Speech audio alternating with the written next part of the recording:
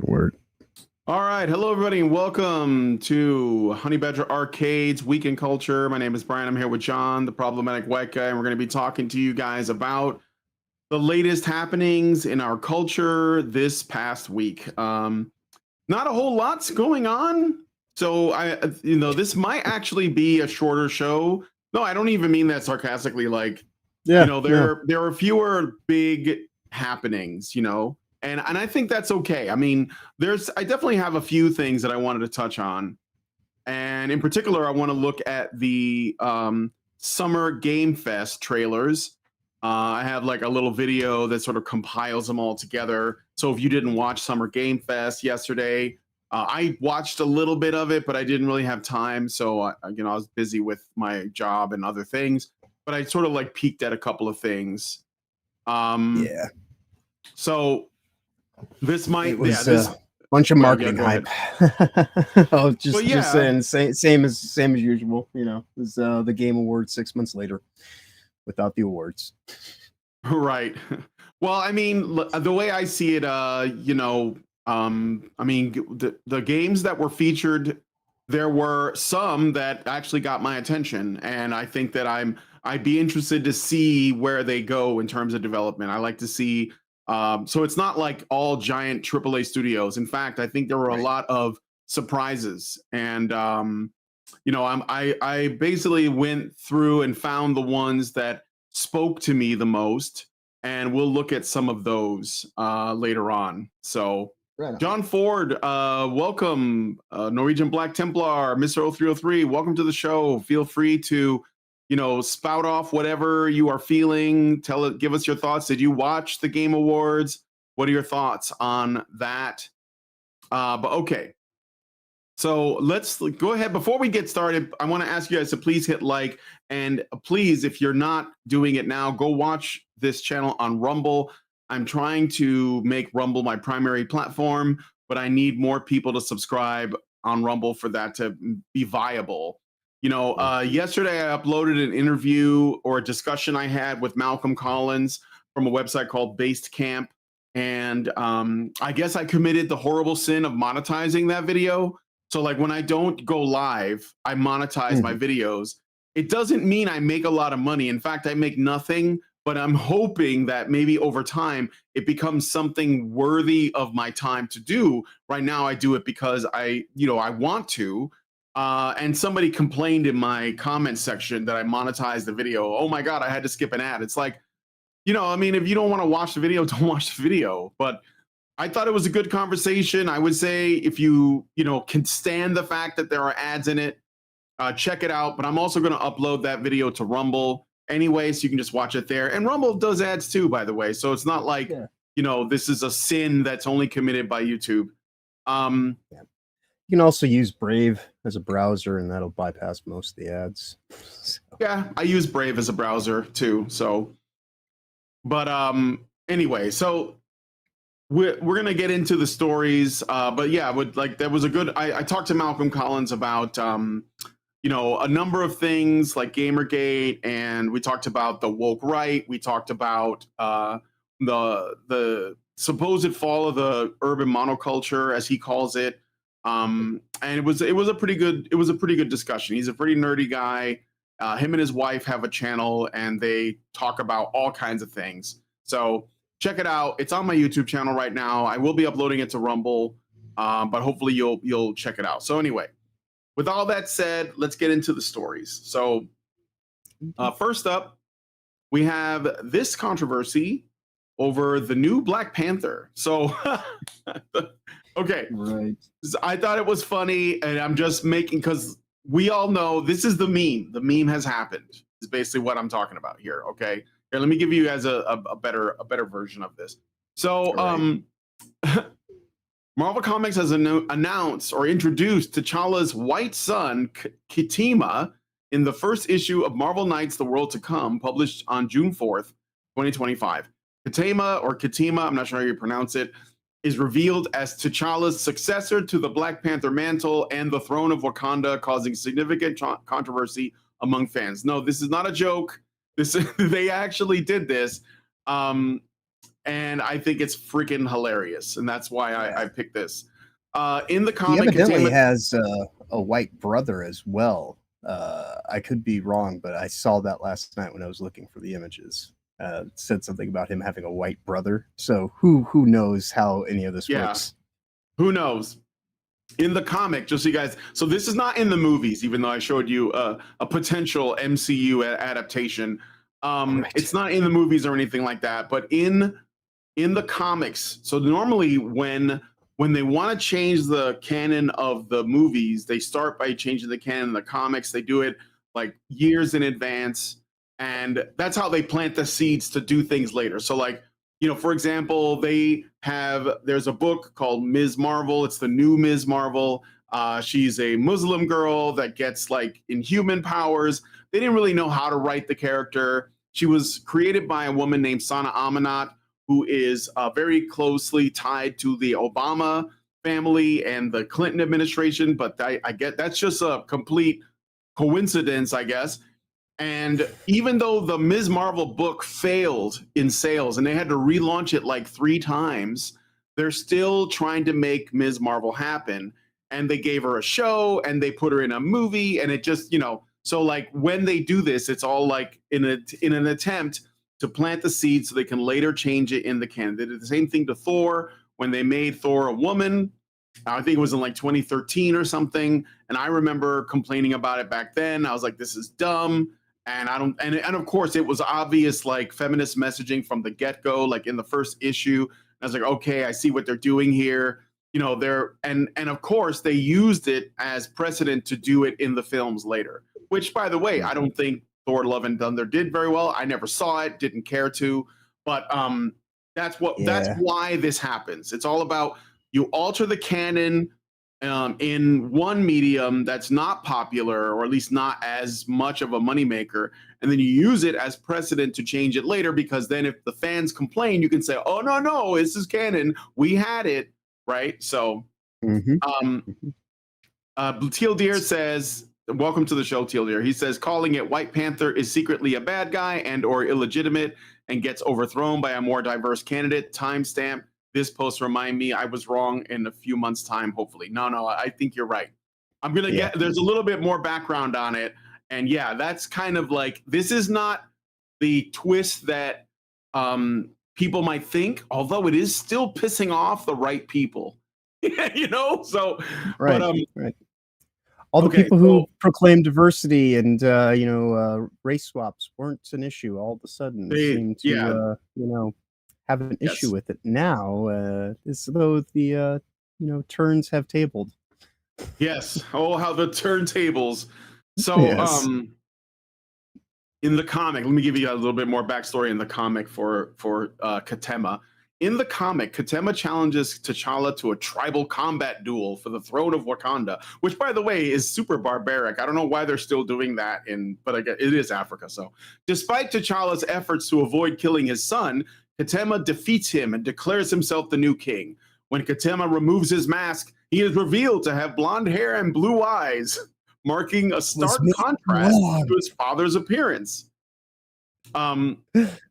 The backstory of Katema's parentage is unclear, while T'Challa is shown to have fathered Katema with his early love interest Monica Lynn. Some speculate that Katema might be adopted or have a different biological mother due to his distinct appearance. Yeah, maybe. And the thing is, the writer of this is a guy named Christopher Priest, and Christopher Priest is super woke. That's how come I know this is not going to be what people think it is. I think I want to see what else has Christopher Priest written. So he has clarified. Christopher Priest, by the way, has said. Let me just read this here. One of the writers of the comic has clarified that the intention behind introducing Katema is to provoke discussion and push boundaries. The comic aims to explore complex themes surrounding identity, legacy, and the future of Wakanda. So Christopher Priest, he is a British writer. It's always the Brits. It's always the Brits, I swear. And I think he's written some like very controversial comics as well, because he's won awards, and that's how you know. So, but He did write though, and maybe this is something that you guys will like. But he did write a tie-in novel to accompany the 1999 movie by David Cronenberg, Existenz. I don't know if you've ever seen that movie. Yeah, it's actually not too bad. Yeah, it's a really weird. It's Cronenberg. Yeah. It's weird. Yeah, it's weird. Cronenberg Matrix. Yeah, it's Cronenberg Matrix. Exactly. But anyway, I thought it was just really funny, and it has, of course, upset the Wokies. Let me see if I can. Oh yeah, so what's the fan reaction? The reveal has led to social media meltdown, with fans expressing confusion, frustration, and humor. A recurring Ryan Gosling meme, jokingly casting him as Black Panther, has resurfaced, amplifying discussions about potential MCU implications. Dude, please make it happen. I want him to be like unapologetically the good guy, though. Like that would be hilarious, but they would never do it.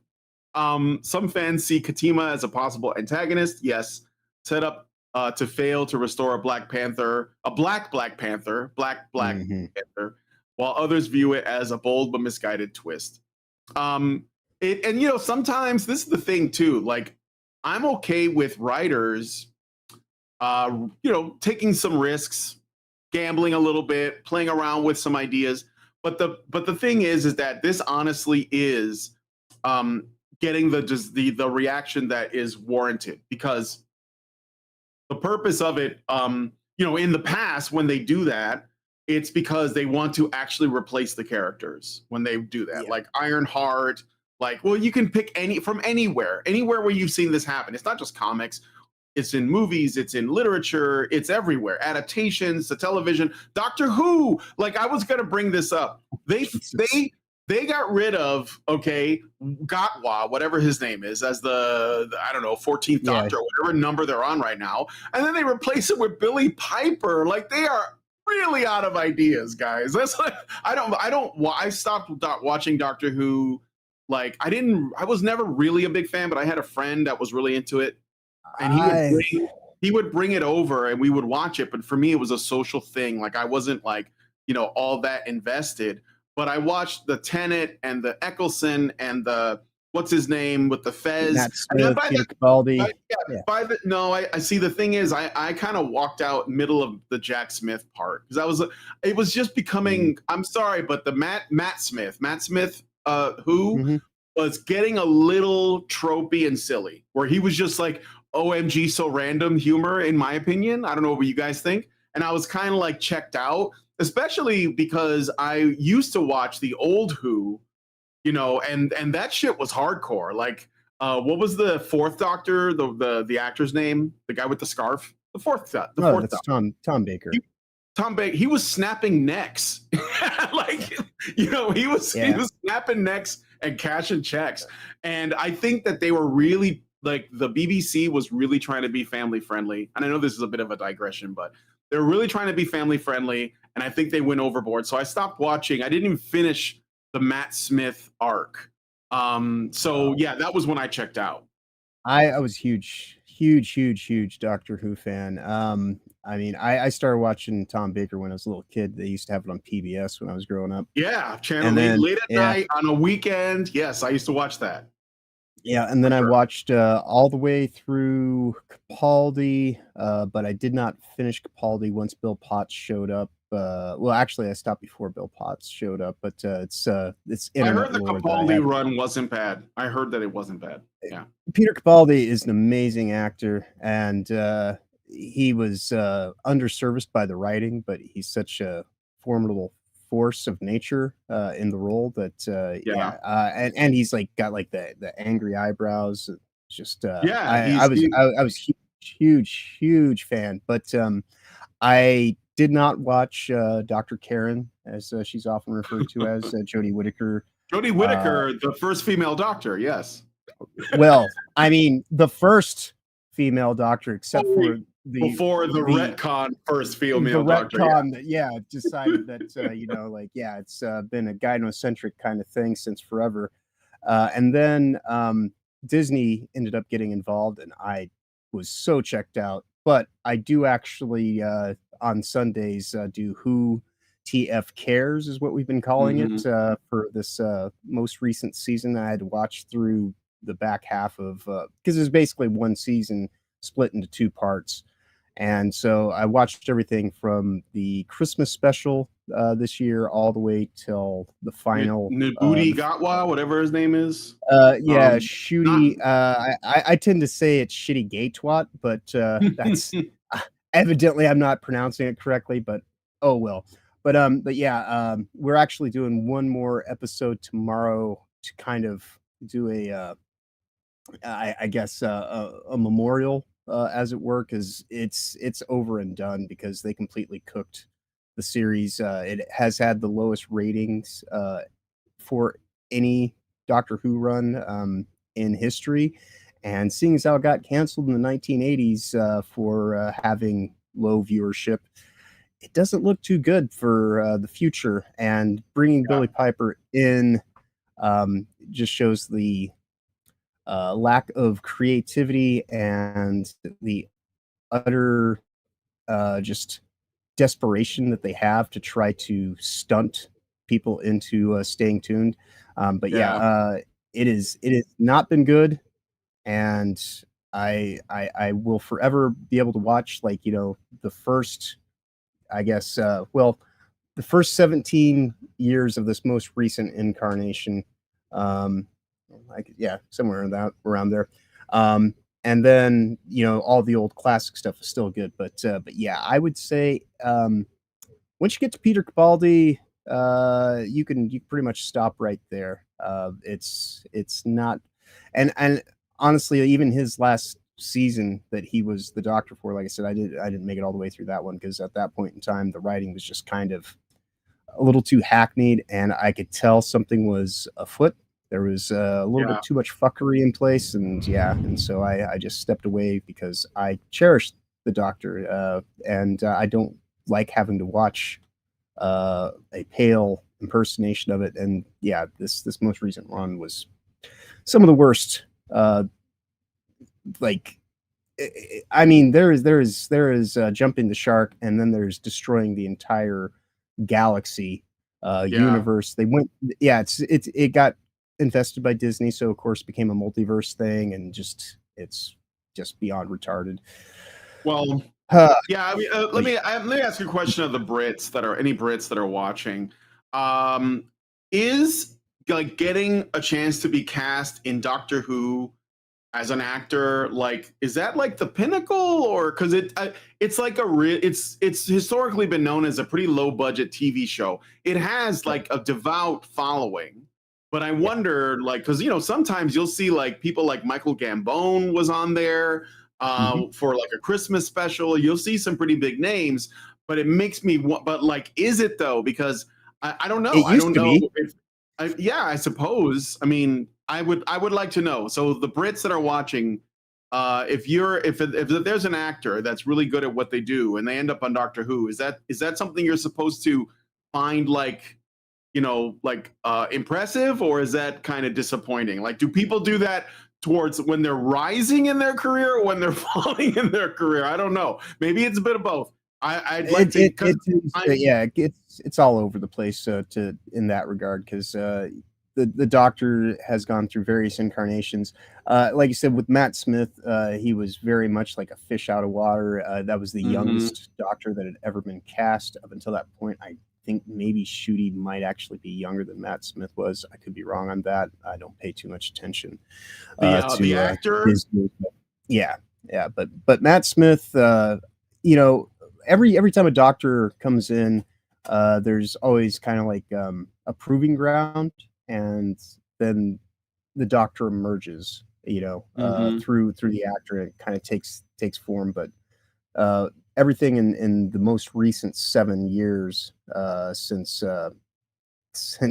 Dr. Karen has just been a complete departure from it actually being the Doctor, and it's been more about kind of you know, identity politics and all that insanity, and just putting down, you know, the idea of the patriarchy and white men. You know, like there's constant, like when Jodie Whittaker was playing the part, she made it a constant. Well, the writing made it a constant point to talk about how this was the best version of the Doctor that had ever been.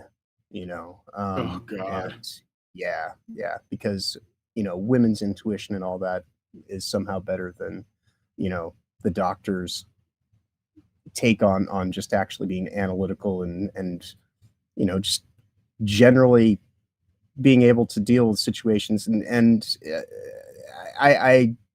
I will never, if I never have to watch those episodes, I will be glad. And thankfully, we've decided to switch over to watching Red Dwarf after this, so I don't have to worry about that, as far as I'm aware. But yeah, Shooty, he cried in just about every single episode. Oh my God. He was fighting toxic masculinity, Yeah, and he, effectively was wearing a dress during the final season. Was his main costume. Sure. I believe that. Well, the more we dwell on it, the worse it will get. So yeah, like I said, I checked out a long time ago for a reason. Yeah. So there is that. But I don't think Doctor Who is written with men in mind anymore. I think it was written with, like, it was a family show. So I'm not saying it was like for adults, right? It was a family show so that you and your kids could sit down and watch it. But since no one's having families anymore, I guess they're just aiming it at women now. And that's why I think he cries in every episode. And it's like, it's basically turned into, like, I don't know, like some kind of fashion show or something. So, and of course the quirkiness is like, oh, look, he's so eccentric. Like that's like a feminine thing, I think what men want to see on shows like that is they want to, like, we like to analyze like the world building, like look at the different races and how the Doctor solves problems without violence. Like that's fascinating. So it's not like men need people getting blown up, but to see that someone approaches things intellectually, I like. But if you're just gonna cry every episode and like talk about your feelings, I feel like this isn't for men anymore. So no. Norwegian Black Templar says it's become yet another soap opera. Yeah, that's what it is. Torchwood did that too. And like, so a lot, but anyway, look, we're getting way off topic. I'll say, because we got to move on, and I didn't even have Doctor Who down as a topic, but Doctor Who's dead as far as I'm concerned. Billie Piper, I'm sorry this happened to you. I liked her when she was on the show, but I also liked her on, she had like a role in a TV show called Penny Dreadful, which I really enjoyed. You've seen Penny Dreadful? I've seen bits of it. Dude, it's awesome. I saw it. I saw it back when it was a movie before they turned it into a series. But she was also in a show called Secret Diaries of a Call Girl, and I would highly recommend that. That was awesome. Yeah.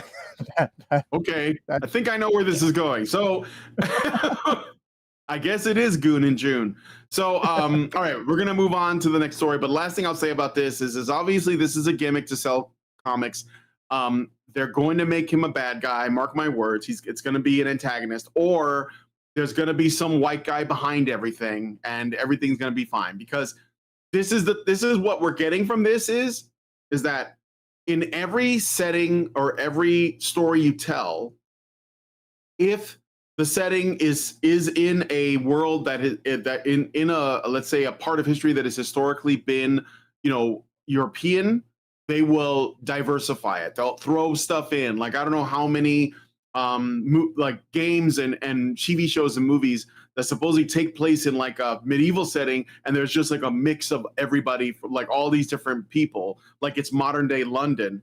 But if you set something in a country where the predominant race is not white, then it won't be diverse. It'll just be those people. It'll be like, oh, we're trying to be authentic, right? And all of a sudden, all that diversity doesn't count. And this is a strange inversion. And maybe Christopher Priest, who is not black, although his name sounds like he's black, maybe he is testing the waters to see how the reaction would be. But I have a feeling that the other shoe is going to drop. So fortunately, I'm not invested in this at all. So anyway, moving on to the next story. Let us know what you guys think about this one in the comments. Thank you for subscribing, Sarbringer Singh, and hello, Carola Tapia Urola. said hi. Hello. I don't know why it does. Why does it say that? I wonder. Is that I might have a thing set up to automatically do that, because I notice a lot of people who watch on the vertical chat, it just says so and so said hi. I don't know if that's like an automated thing because you're doom scrolling and you happened upon my video. So hello, Corolla. All right, let us move on. So, let me just, I gotta adjust something here too. Second, guys, I'm sorry. Just a second. Oop, that's wrong. I'm adjusting something in the vertical chat here. So Sega's in the news. And it's because of an announcement. So I thought I would share this with you guys. Sega announced its support for Kaleidoscope Trust, a UK-based charity focused on advocating for the human rights of LGBTQ plus people across the Commonwealth and beyond as part of Pride Month. So I will say that this June, the Pride Month rhetoric was toned way down compared to previous years. And that's a good thing. That means that like the sort of vibe shift is exposing that people don't really want this stuff shoved in their face all the time. And we don't need like this sort of stuff being pushed on children in particular. But that doesn't mean that the ideology is gone, obviously. And so Sega is, maybe they're not reading the room, maybe they don't care, I don't know, but they are supporting the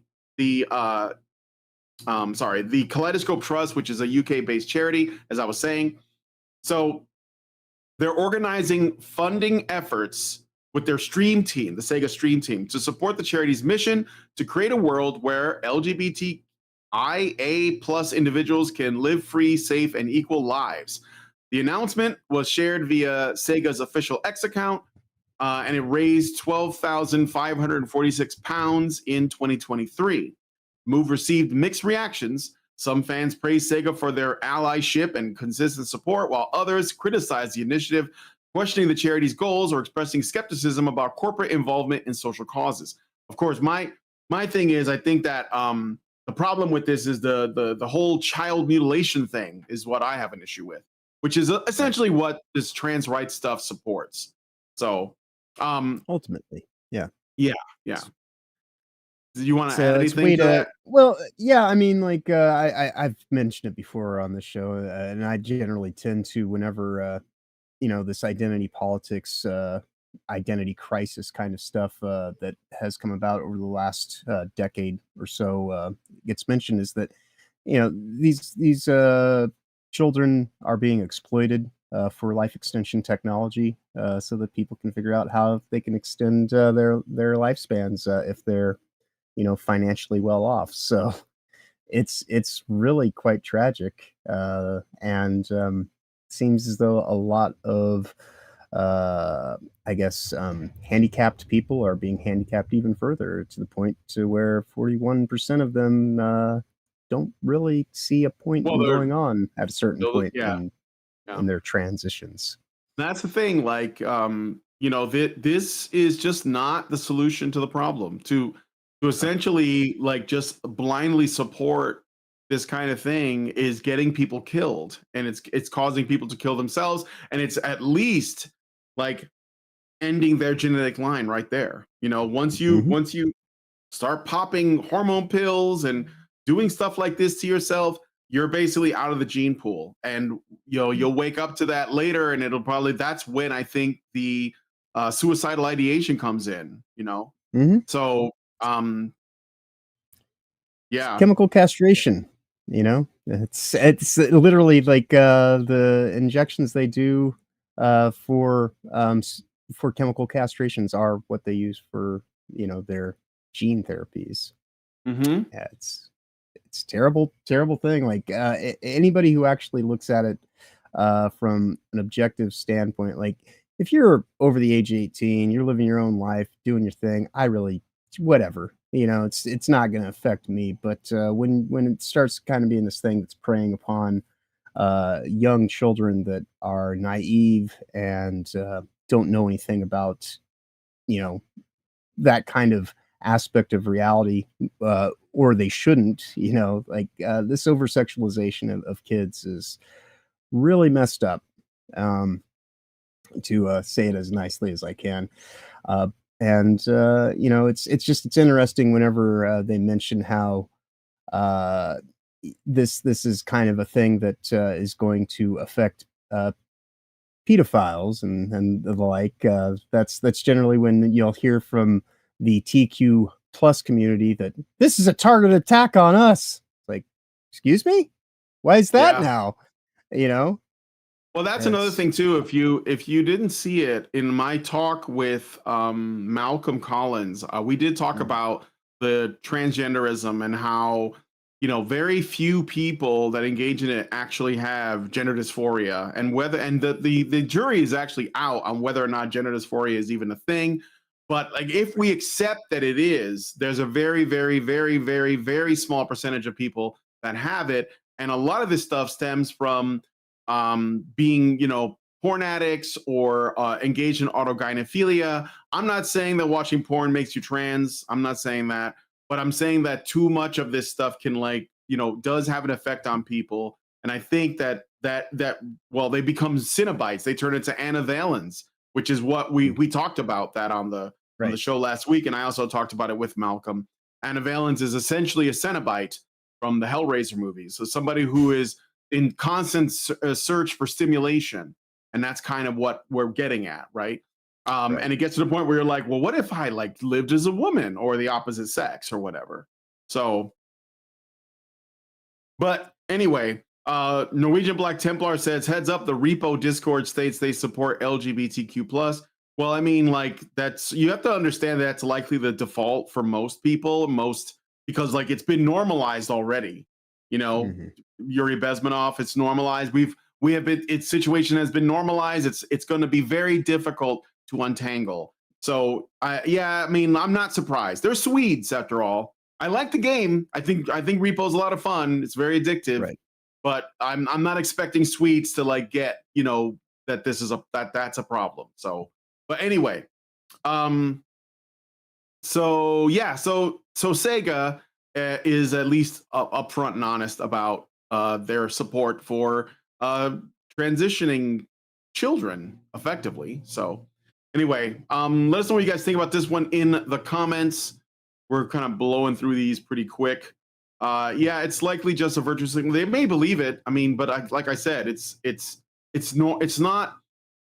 the norm for most people to support LGBTQ people, or at the very least, like most of the time, think about it. Okay, you're a normie, right?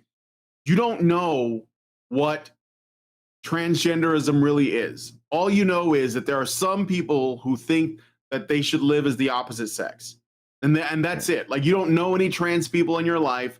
You just see it online sometimes, maybe hardly ever, honestly. Because I think that, like, because of what we do, we're going to see more of it, right? We're going to come across it more. But but the average person probably never sees it. And maybe they think, well, transgenderism is strange, but gay people and bisexuals and lesbians, that's fine, right? Because people don't want to be seen as bad people. So they basically just tolerate everything to some degree. And I think it's not really, like, I don't get upset that people accept that, because I think it's been normalized in our culture. I think that normies will just be like, well, I don't see how it's hurting anybody, and then they'll leave it alone, right? I think that if you make a stand against it, that puts you on the outside. That's like the very fringe thing to be like, no, I don't accept this, right? So yeah, and I think that it's probably good for business also, but I think that honestly, if you press like the devs of Repo or whatever game, it doesn't matter, on the issue, they'll probably tell you that people should be allowed to live their lives however they like, and that's probably what they believe, and that's because they don't really know all of the data on it, right? That's ultimately what it comes down to, and most people don't have the time to even look into that stuff. So I don't really hate them for that, you know? Yeah. And I know, quite honestly, at this point in time, there's a lot of lesbian, gay, and bisexual people that are really quite, you know, up in arms Fed about the up? TQ plus community. Yeah, because they've effectively poisoned the well with their nonstop living out loud. Like, you know, it's like sexual veganism. It's like, let me tell you everything about like, like my proclivities. And it's like, you really don't have to. Like, you want to live your life and just kind of like, be happy, what the hell ever. Fine, but stop making it like the way that you enter the room, Yeah. If you want to figure out who's like a normie, because they're like the normies and the wokies, when it comes to LGBTQ stuff, they may sound like they're on the same page, but you can tell the difference if you say propose a straight pride. And if the normies if they shrug and say, I don't have a problem with that because they're just generally tolerant of everything, then you know it's a normie. But if they get their panties in a twist or their non-gender conforming undergarments in a twist, then you know that they're actually like, woke on that topic. So, because I saw some memories I had where I commented on the straight pride parade that Milo Yiannopoulos proposed like a while back, and people like the community, the woke community of gays and lesbians, the gay race communists, they were up in arms about it. And I was like, why are you guys so upset? Like, why does it matter? And I had people in my replies saying, oh, because this is about being seen as like an equal, and this is about the fight for equality. I was like, well, equality on what grounds? Like, you're not dead. We're not throwing you off of a roof. We're not stoning you. You're allowed to live your life. But the thing is, it wasn't actually about that. It was about having exclusive control over that conversation. In the same way that feminists want to control the conversation around sex. Like, they don't just want equality for women. They want to control what it means to be a woman and what it means to be a man. That's what it is, right? And everything else is a means to do that. It's like saying it's okay to be white. Exactly. It's just like that. The people who agree with you are just normies. The people who get mad at you, those people have the they have the woke contagion, the woke virus.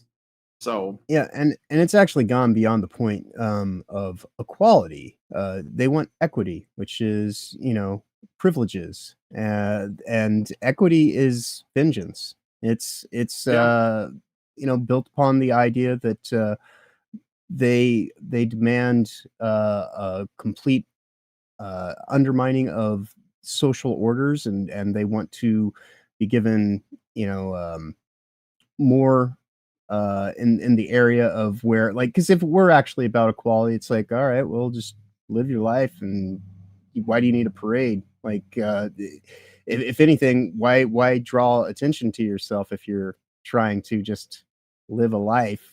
It seems as though this kind of goes beyond just going and pursuing your own happiness. It seems as though you're trying to actively, cause division, and it's there. The more you get into it, especially when, like I say, when it gets into how they're like, oh well, you have to start transing kids before they start to go through puberty because we want to make sure that they are more passable. It's like, because why exactly? Because I thought, because these people's logic doesn't really make sense, because when they sit here and say there's more than two genders, but then you have to do gender affirmation care based on being male and female. It kind of undermines the whole concept of even what that is. So it's riddled with holes, and anytime you start talking at length about it, it's like I don't know, it's just it's a mind conundrum that will cause you to blow a circuit if you actually sit here and try to, like, just follow their train of logic, because it's completely off the rails. Yeah. Anyway, let us know what you guys think about this one in the comments. It's okay. We're gonna move on to the next story. So this month is not only Pride Month, but it's also Men's Mental Health Awareness Month, and also just like a men's month too, which is an interesting month to choose to make Pride. Not that men care, because generally men are not concerned with having days or months named after them for existing. I think generally, like, that's a woman thing. Like, men don't give a shit. But it is still nice to acknowledge. It's like you have to sort of, be assertive in acknowledging it because men won't do it themselves. So, because they don't want to draw attention to themselves. They don't like to see themselves as in need of support generally. Right. But it is men's mental health awareness month, and Ubisoft seemed to acknowledge it, which was very out of character for them, let's say. So this is from Rainbow Six Siege. So they were promoting the Rainbow Six Siege game. There's a cynical way to look at this as well, and I'm fine with that. But ultimately, like, you know, I don't need a corporation to like give me props unconditionally. I'm okay with them doing it under the condition that, you know, maybe I'll buy their game. But Rainbow Six Siege said it's okay to take off the mask. Strength and vulnerability are not mutually exclusive. June is Men's Mental Health Awareness Month. We'd like to encourage you to reach out to your friends, ask them how they're doing, pick up a game together, look out for one another. You matter. And there is I guess it's like an image from the game. I've never played Rainbow Six. So I don't really have. I think I have a friend that plays it and he enjoys it quite a bit. But one of the old ones. I don't know. Yeah, I played it. I played it like over a decade ago. One of the earlier iterations of it. But yeah, I've given up on Ubisoft in recent years for obvious reasons. Yeah. So, this marked a shift from previous year's focus on Pride campaigns, sparking mixed reactions. Some praised the acknowledgement of men's mental health, while others viewed it as a performative or a response to cultural pushback against DEI initiatives. That is likely the case. Like, you could, you know, when they look at the writing on the wall, when they see how the last election turned out, when they see the vibe shift happening, because Ubisoft as a company wants to survive, they're like, okay, we need to change our messaging. This gay shit's not working. So let's move. What else is going on in June? Oh, great. Men's mental health awareness. We'll go with that. That's fine. Like I said, you know, you don't have to like believe in Santa Claus if you run a company to make Christmas stuff. Like, it's okay that you make Christmas stuff. I don't care. I don't care about your belief system. You know, just put the fries in the bag. But if you want to, like, you know, if you want to give a nod to something, that's cool, right? And I don't have a problem with that. It won't change my mind either way. Some people were really mad that they didn't make this about Pride Month. But, and here's the twist, because of course there's always a twist. Endymion shared that there's, according to an Ubisoft insider, they are pushing Pride stuff internally. And allegedly, Ubisoft still hasn't shown any internal help or posts about Men's Mental Health Awareness Month. So let's look at this really quick. This is an internal memo. June is Pride Month, a time to celebrate the achievements of the, and I'm not going to read all that shit, community. Advocate for equal rights and honor the history, resilience, and diversity of two-spirit, lesbian, gay, bisexual, trans, queer, and other diverse gender and sexual identity individuals around the world. Damn it, you guys got me to read it anyway. It's also a moment to reflect on the road ahead, and this year, You Be Proud is, oh God, You Be Proud, what? Is putting a specific focus on the trans community to encourage reflection on the role we all play in creating an inclusive workplace. But like, I guess I'm not going to read all this shit, but they're basically saying support matters now more than ever. Many countries have rolled back legal rights and protections for those people. In particular, the rights of trans individuals in education, healthcare, and other important public spaces have been threatened or restricted, including in parts of Canada. Oh no, the humanity, no. But not Canada. That should, isn't that against the law? So I feel like they're not being completely honest about this, because first of all, I don't know what you mean by legal right. I don't know what you mean by protection. Like, that's no, who is entitled to that? Who is entitled to protections from anybody? Allyship isn't a passive label; it's an active commitment. So okay. So here's what I'll read the rest of this because I'm curious about this. Here's what I'm getting from this, though. So this is all stuff happening inside of Ubisoft. So the people who work at Ubisoft are the ones that have to deal with this shit, not the customers that play their games. Right. Not that you should be playing their games, because I don't think they have anything good. But I'm saying this is a gun pointed inward. They're telling the people that work there, this is what you're basically being put on notice, right? So it says, allyship is a verb. Allyship isn't a passive label. It's an active commitment. It means listening to and learning from 2S LGBTQIA plus team members, normalizing inclusive language and actions, and challenging others to do the same. Here are a few steps, a few simple steps you can take. By the way, when you see the acronym, the gay acronym come up and it starts with a 2, that's how you know it's Canadian. Because they always open up with the 2 spirit, because that's related to them and their like endless guilt for the natives that live in native Canada, basically. Like it's pathetic, dude. And they don't actually do anything for them, by the way, on like, you know, a scale that's useful. All they do is land acknowledgements. It's pathetic. I can't stand that shit about Canada. I'm just saying, like, my wife hates it more than I do, and she's from there. But anyway, so here are a few simple steps you can take. Respect people's pronouns.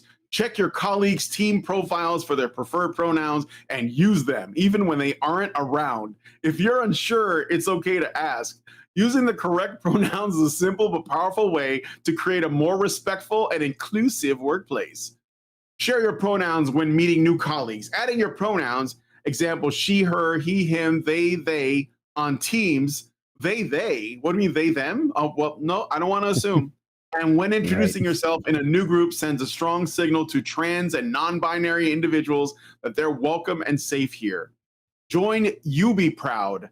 One of the most impactful ways to act as an ally is to get involved with your local UbiProud ERG chapter. Everyone is welcome. It's a space to learn, connect, and actively support 2S LGBTQIA plus inclusion. So okay, learn how to better support your transgender colleagues. UbiProud Montreal, of course, I told you it was Canadian, have created the Guide to Being a Trans Ally, a helpful resource filled with actionable steps and thoughtful insights.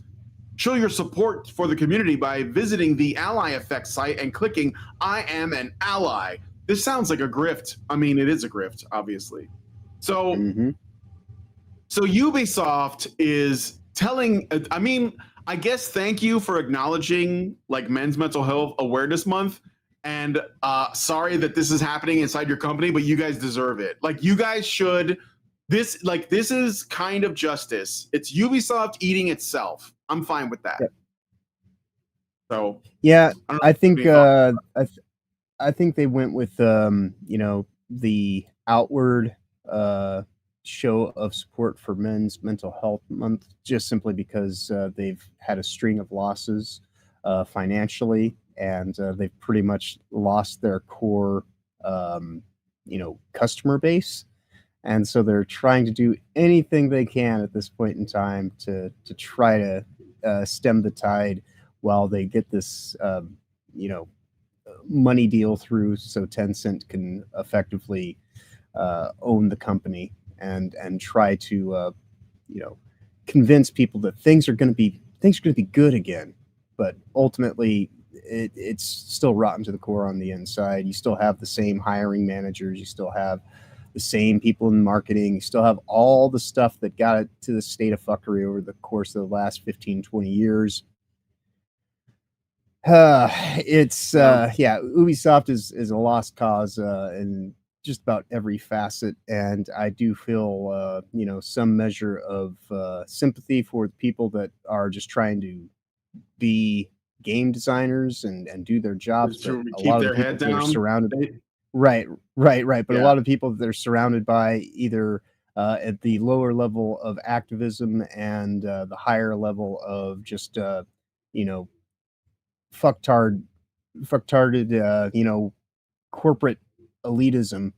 You know, they just kind of have to like do all that they can to hold on to their job, because we are going through the time where, you know, I like to always point out that DEI hires were meant to be DEI fires, and there is such a large cross section of people that have lost their jobs in recent months and years, the game industry, that if you're somebody who's just trying to do the job and you know, hold on to the one that you have, because if you're a white dude and you don't get to keep the job that you're currently at, it's going to be a hard time getting another one. So yeah, it's but also at the same time, I would say strike out, go do something independent, make a game that matters to you, and make it focused on the fun and the flow state, and leave all this silly identity politics bullshit.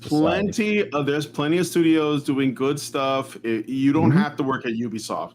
Like I could not work at a place that insisted I use pronouns. Like that would drive me up the fucking wall. Or insist that I do anything that isn't like what I am, right? So it's not just about the specific kind of language, it's the idea that they can control your language at all. And I know in Canada, they passed a bill, Bill C-16, that basically makes it to where if you don't use pronouns, you can go to jail. If you don't use somebody's pronouns. That's why Canada's shit, by the way. So sorry. I mean, I know Canadians, but you guys got to fix your mess. Stop blaming America and Trump for your problems. Fucking like get your shit together, Canada. Define yourself by what you are, not what we are. That's kind of that's the Canada's problem, is that their identity is not America, and it's killing them. It's killing them because they'll do anything to not be like us because we're the bad guys. So it's true. But anyway, clearly.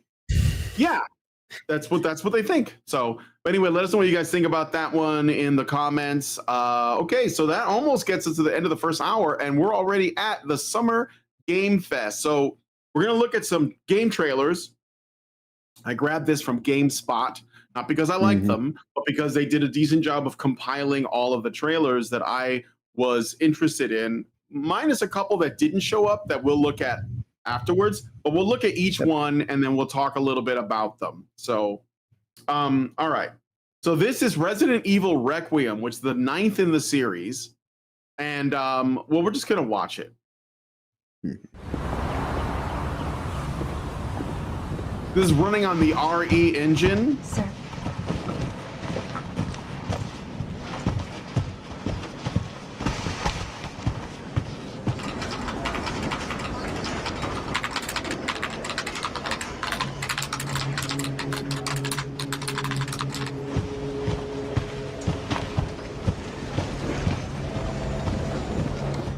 I'm gonna lower it a little bit.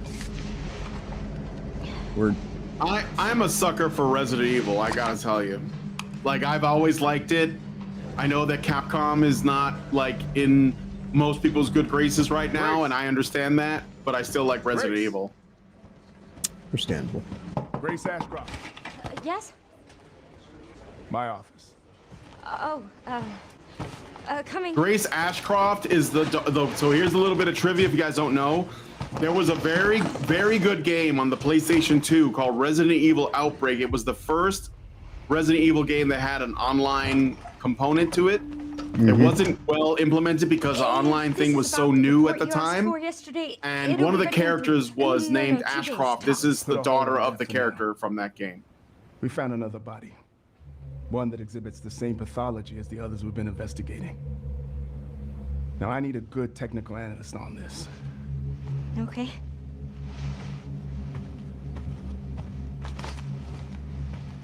I need your eyes on the crime scene.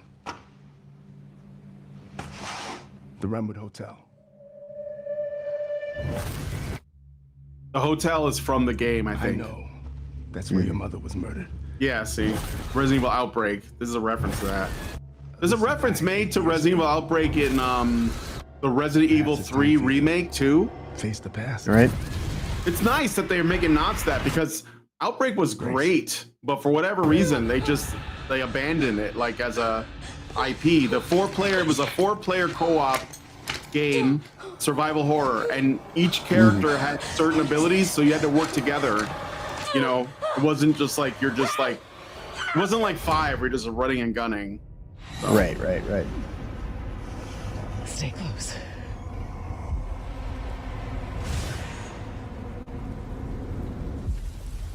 They're coming. I know now that you're the one that I've been searching for. The special one. The chosen one. Miss Ashcroft. Investigating all these strange deaths. So this is Raccoon City. Remember they blew it up? I've seen. And this is like the you can see there's the police station from Resident Evil 2 right there. Right. Even the statue that you had to like open up.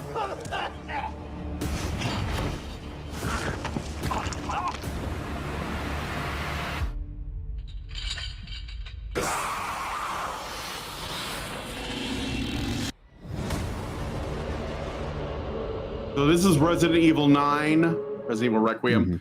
Mr. 0303 says horror co-op sounds very tricky to implement. It is. You have to work together. Because I don't remember that much of it, but I remember there was like a character that was a little girl that you could play, and because she was a little girl, she could like squeeze into places that other characters couldn't. So you had to it was like there was survival horror, but there was a lot of puzzles, and you had to work together. Like there was a guy what they started with is what they used. So there was a guy, there was a cop or security guard or something. He had a gun, and there was and there was like a mechanic or an electrician, and he had like abilities. So you had to use them together to get out, and it was pretty cool. You can probably find some playthroughs online, and I wonder because like the game is from a long time ago, Resident Evil Outbreak, and they made a second one, so that's how popular it was. I think it was like case number 2 is what it's called, Resident Evil Outbreak case number 2. And I think that there might be a way for people to play that online still. I just haven't looked into it yet, but I'm fairly certain there's there's some way to do that. I'm sure that some tech savvy person in the chat can tell me about it. But they should make a remaster. I think they should bring that back. It was pretty cool. So Resident Evil Requiem, I think that if you listen, I'm not going to go back and play it, but I think I heard Chris's voice in there, and so like Chris Redfield's probably in it, I'm guessing, and maybe somebody else. People are wanting Leon to come back. We'll see, but I will say, okay, the Resident Evil IP is still pretty solid, and I've been enjoying it. I haven't played every game in the franchise, but for the most part, they've been pretty solid. I think the weakest one recently might have been like the Resident Evil 3 remake, but I still liked it. It was just a little short for my taste, so. Right. Let me see. I'm not. I played the first Resident Evil, first 2 or 3 of them. I definitely played through the first one when it came out all the way back when, and then I played Resident Evil 2 on Nintendo 64, which was a technical marvel considering that they took all the stuff that was, on the CD at the time, and then got it to actually fit on like 64 megabytes from from 6. They basically reduced it to 1/10 of its size and still managed to have all the full motion videos and all that kind of stuff, because of course they compressed those down and did a whole bunch of weird technical wizardry to make it happen. But and then I played Resident Evil 5 here and there when I was in college, but then the most recent ones I really haven't had. Resident Evil 5 is so good. Like I love that game. I play it with Lindsay. We play together all the time. We were like, the co-op is the business. I'm guilty as charged. I even thought Resident Evil 6 was fun. It was a little crazy. I think that those two, Capcom should remake them both and fix the problems. Like fix the AI in Resident Evil 5, fix the controls so they're a little bit more like in line with modern controls, and make the tone of the game a little bit more on the horror side and a little bit less on the action side. And then I think keep the boulder punching, that's fine. But like, because you can't get rid of that.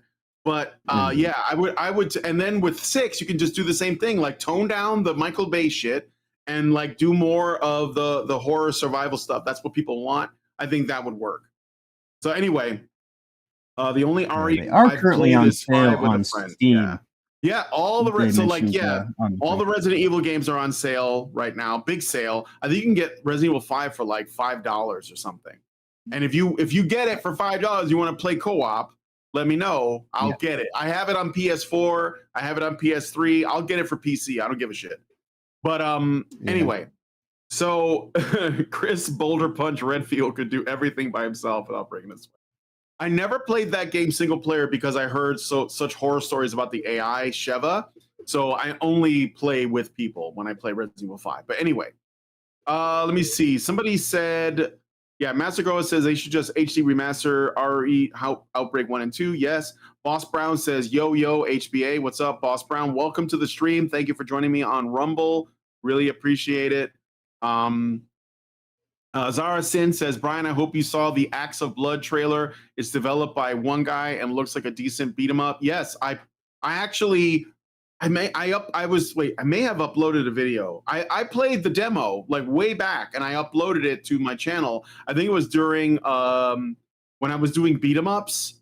I can't remember when that was. I think it was like Martial Arts Movember. It was last November. And I played Axe of Blood.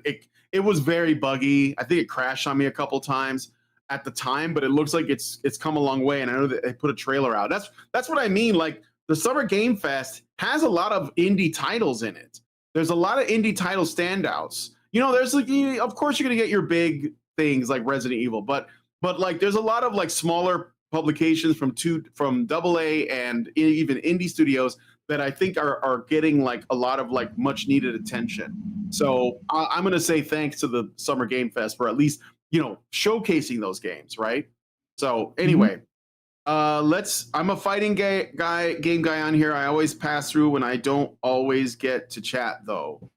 Oh, okay. Well, you know, I'm big into fighting games. Although I've already ended Melee May, which was last month when I was playing fighting games all month. But I still like playing fighting games. But this month I will be playing some fighting games because it's Goon in June, and that means Dead or Alive. so like, stick around for that. Because I will be playing some fighting games this month. So anyway, let's look at the next game on the list. Did you have something else to say, John? Oh, I was just gonna say, yeah, it looks like you can currently get every mainline Resident Evil plus Revelations 1 and 2. Revelations are great. Those are good games too. Yep. And that's also two-player. Yep, they're all under $10 except for Resident Evil 4 is $20. But everything else is $10. Oh, everything's $10. Oh, okay. Well, most of them are $5. But okay, most of them are $5. Like, okay. Yeah. Yeah, because you can get the not the original, but the remake of the first Resident Evil, which I never played. Resident Evil Remake, the first one, because it still has the tank controls. But I'm pretty sure you can get that one for like, you know, less, maybe $5 or less if you never played the original. So I never played the remake of the original because I didn't feel the need to. But I understand that there are some differences, so it might be worth checking out. I don't know. But anyway, let's get into the next video, the next trailer. For Summer Game Fest. So that's coming out next February. I look forward to that. Yes, I do play on Fightcade. I have played a couple times. Stranger Than Heaven. Never seen this one, actually. Yeah. What is it with video games and old phonographs? Do you notice that there were a lot of phonographs featured? Yeah, like it was in the Resident Evil trailer, and now it's this one too.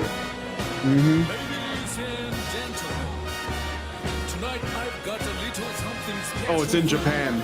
Oh, I think I have seen some of this trailer. This is really crazy. Yeah.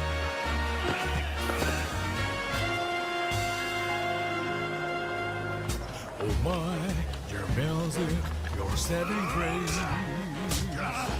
Let's sing together. Let's keep on singing. This is like a Yakuza prequel or something? It's made by the Yakuza team. I know that. Is it? Yeah. I remember from a coverage I did on it last year around November. Because they were talking about Yakuza, and then they transitioned into this, and that was like the first teaser for this thing. I'm gonna lower this a little bit more. That is so yeah, I kind of knew right off the bat. I was like, that looks like Yakuza, and I was right. I played the original Yakuza back in the day on the PS1, I think. The first one was either PS1 or PS2. And all I remember were the crazy load times. Like every time you ran into like a guy, got into a fight, they had to load the fight, and it was like a long ass load time. And I was like, I just want to avoid the fights. But yeah, I mean, I did get I think Yakuza Kiwami, which is like a remake of the original. I think, I don't know. I'm not up on the Yakuza lore, but I might be doing like a themed month around video games that are like themed around organized crime, because there's a lot of them. And I mean, you could do GTA, but like I was thinking like, you know, I have like one of the Mafia games. I have some Yakuza games. I have Sleeping Dogs. I have a couple of games like that, you know, where they have like this sort of, you know, what you call it? What's the one where you're a detective and you're investigating? LA Noire. It's a great game. Yeah. But anyway, it was PS2. Yeah, long ass load times though. Boss Brown says Chris and Leon has to be some of the most gang street level characters made. Actually, getting into indie project that has Leon as a playable character in a fighting game. That's like a Marvel versus Capcom. I know what you're talking about. I've seen some of that. I may have there was like a Mugen that I think had him in there. But anyway, let's so that's Stranger Than Heaven. Looks okay. I mean, I don't know if that's my thing, but all right, this next one, this is Mouse for Hire. I've talked about this game a couple of times, so we're finally going to see a little bit more, and I'm still interested. Mouse PI for Hire. I think that was another one of the real surprising things that I noticed while watching the special last. So, a lot of games, like people are smoking cigarettes again and things like that, and it's like, wow, I see like feminine women, like straight up cheesecake shots and all this kind of stuff. It was like they really kind of went out of their way to be like, no, dude, bros, we haven't given up on you entirely. Please stop buying all the indie games that are less than $80. You know. Yeah, for sure. Well, yeah, like you just like lean into some of the, you know, masculine and feminine stuff. Just lean into it, and you'll be surprised at how successful it's going to be. Hence, Goon and June. There's something rotten at the heart of Mouseburg. Crooks beware. Detective Pepper's in the house. There are those who would bend the city to their will. I love this animation. It's kind of short. They're not giving us a lot. To save it.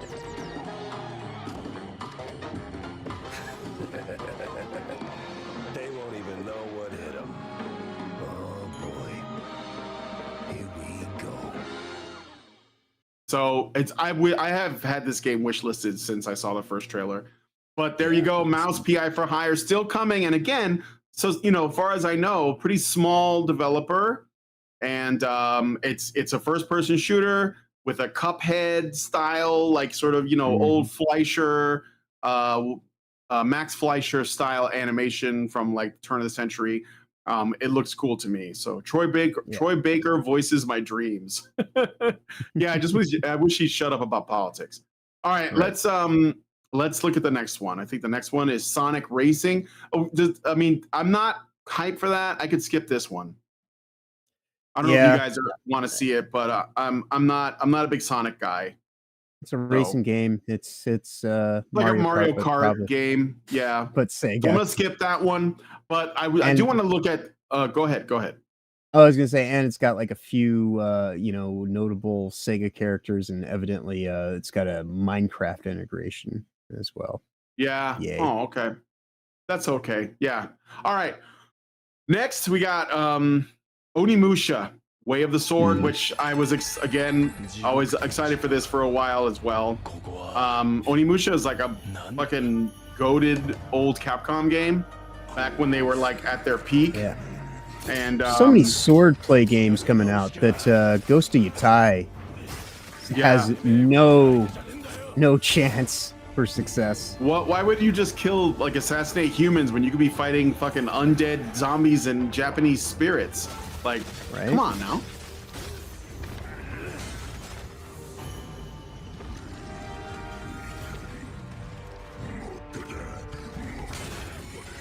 One of the things that Onimusha in the past was known for too, which was unique for the time, was that the main character was actually modeled after a real actor. And they did that all through the franchise. I don't know if the fourth one did. But I remember the third one had... and Luc Besson. Luc Besson, that's right. Yes, he was in the third one, I believe. Yep.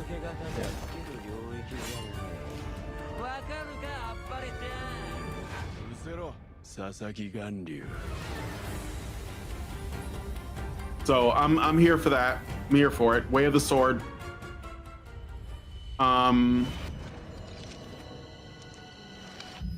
Yeah, Onimusha's it's a good franchise. I'm glad they're bringing it back.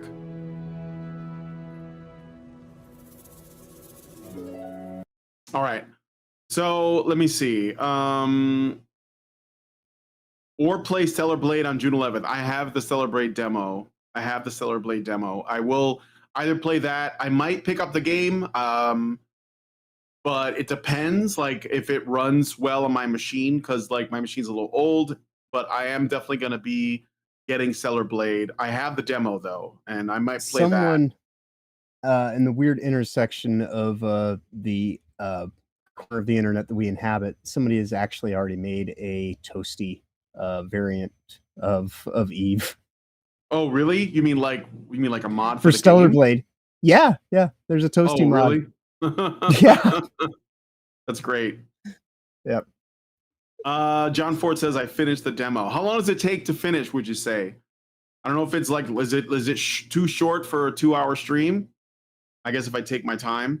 Saiga was the best Onimusha character though. Saiga, which game was that? I played all of the four. There were 4. I played 4 games. There was the main character from the first. I don't remember. There was a different guy. He had like blonde hair or something in like the 4th one, unless I'm getting it mixed up. But anyway, all right. Anyway, let's move on to the next thing. But yeah, he says not long. Okay.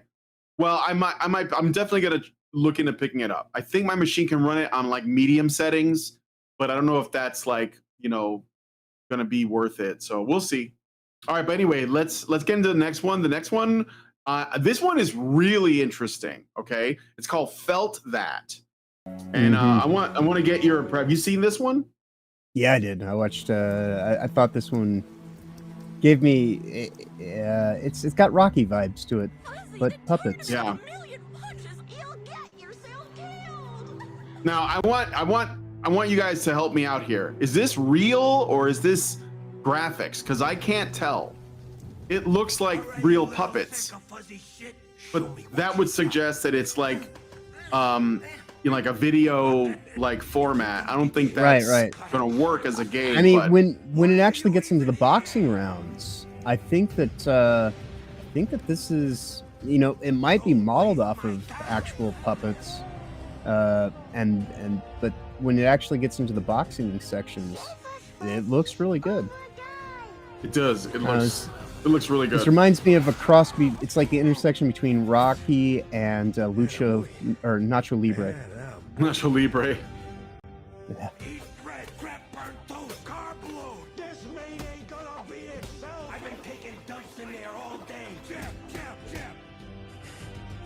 Face off against unlikely opponents. Look at that. Yeah. I mean, that looks. If that's in-game graphics that I'm looking at, that's really impressive. Yeah. So Felt That boxing. So yeah, it's puppet boxing. Like, if you want to reward creativity, that's the move right there. This reminds me of when the Muppets were good. Yeah. You can keep the demo data. It will let you keep your unlocked skills and upgrades. Cool. Boss Brown says, don't really care much on gooning things.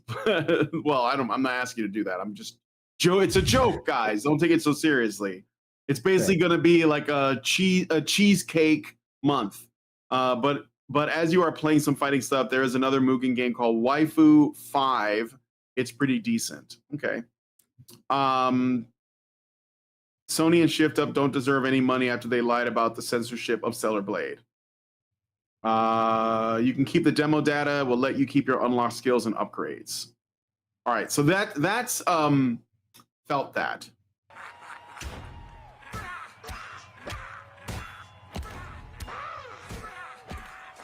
It looks good. There hasn't I don't know why no one has tried to make something to compete with Punch-Out. Like there was one game that came out called Thunder Ray. It was a little indie title, and I picked it up, and it wasn't very good. It was actually pretty awful. But I don't see how anyone couldn't do Punch-Out and do it right. So, Arc Raiders. I'm gonna skip this one. I'm not interested in that. Yeah, it didn't do anything for me. Okay, so so we're gonna skip that one, and we're gonna look at Mafia: The Old Country, which this looks good too to me. I never played a Mafia game. We had a couple of them from I think Epic had them as freebie games at one point in time. Who are you? Sono Enzo. I work here. Yeah. My friends. Yeah. My family. My beautiful daughter. I'm actually in my library. Don Torrisi looks out for people around here. Sometimes the client is feeling less than cooperative and we need to teach them a lesson. Oh yeah, no, actually I got the first Mafia on my Steam library. Them of their obligations. Might have to check into that. This is between us and Spadaro. Where I come from, commitment means everything. If this is how he wants it, this is how it'll be. The Dons noticed you, Enzo. This is an opportunity. Do you wish to commit to this family? Enzo! We can't let them get away! When Isabella became involved, it became our business.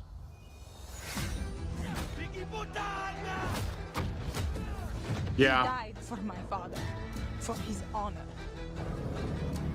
I won't let you do this. I mean, I don't know how these games typically play, so I don't have but it looks interesting in terms of the story, so. This family, loyalty is everything. They've kind of shifted, I think, as time has gone on. Because I think the first one. I mean, is it basically just like a GTA, but it takes place in the, a different time period? If I remember correctly, I think the first one was kind of more of a. Let's see if I can find some screenshots on it. Was it like an open world? That's what I'm kind of getting at. I think yeah. Basically, it was yeah. Romo failed. It does not have the Italian gesture. It doesn't do this. Yeah, doesn't have 1930s this. GTA. Can I get some of these in the chat? Okay. Anyway, what were you saying now? Oh, the first one, yeah, it was like a 1930s GTA, and then by the that's what I thought. One, yeah, and then the third one was like in the 1960s. So, but it's still like it's like an open world, but it's a crime story kind of thing. But like in an open world, but it's more around the mafia. But that's cool. Yeah. All right. The mafia wasn't Italian, but anyway. They're represented as Italian, but no, not really.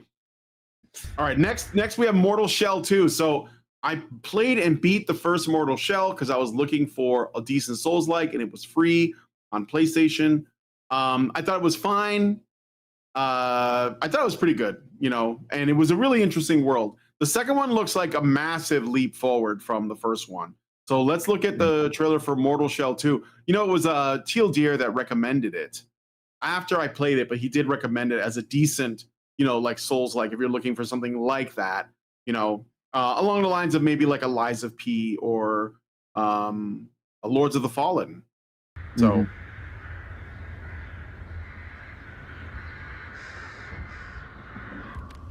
You think you're the Harbinger? You might be.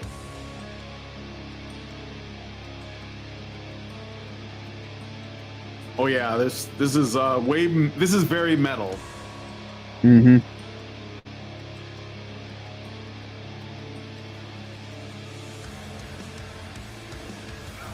They know naught of your nature. You're a weapon, child.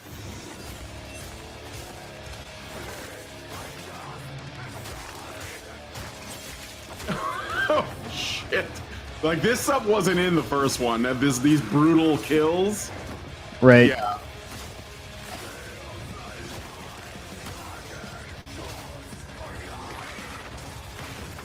And a gun too? That was definitely not in the first one.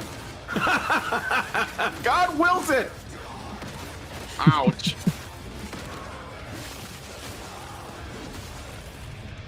They'll worship you until you fail. Then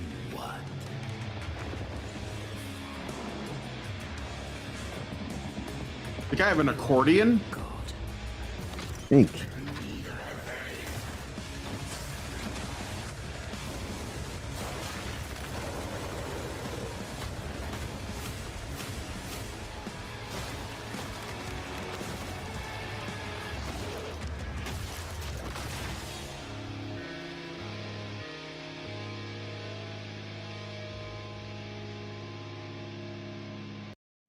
So that's Mortal Shell. They had a ball chinian in there.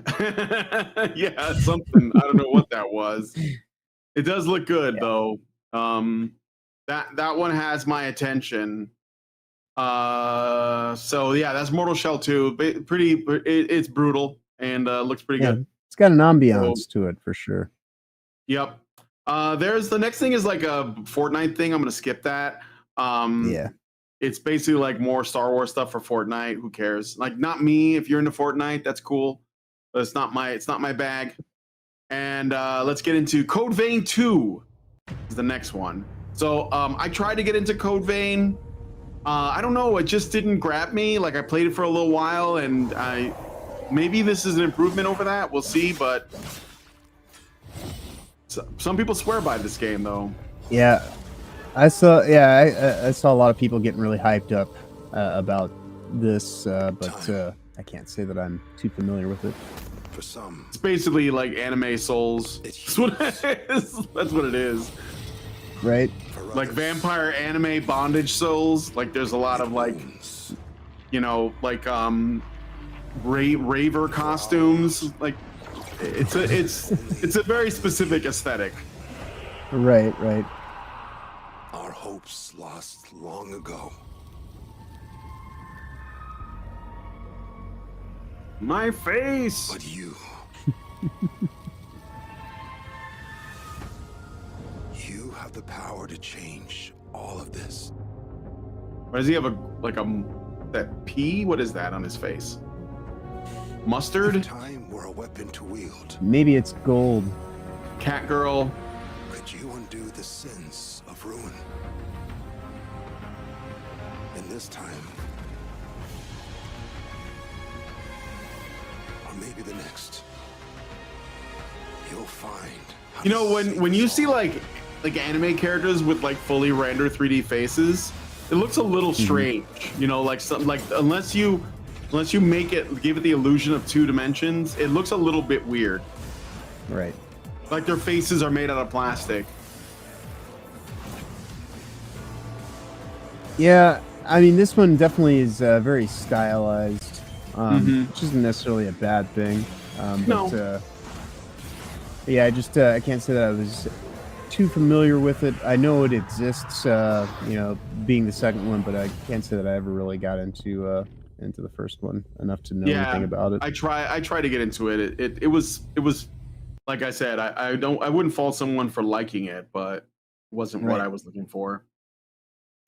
Okay, this one also looks really good. So much in the same vein as that, not Lego Voyagers. I just skipped that.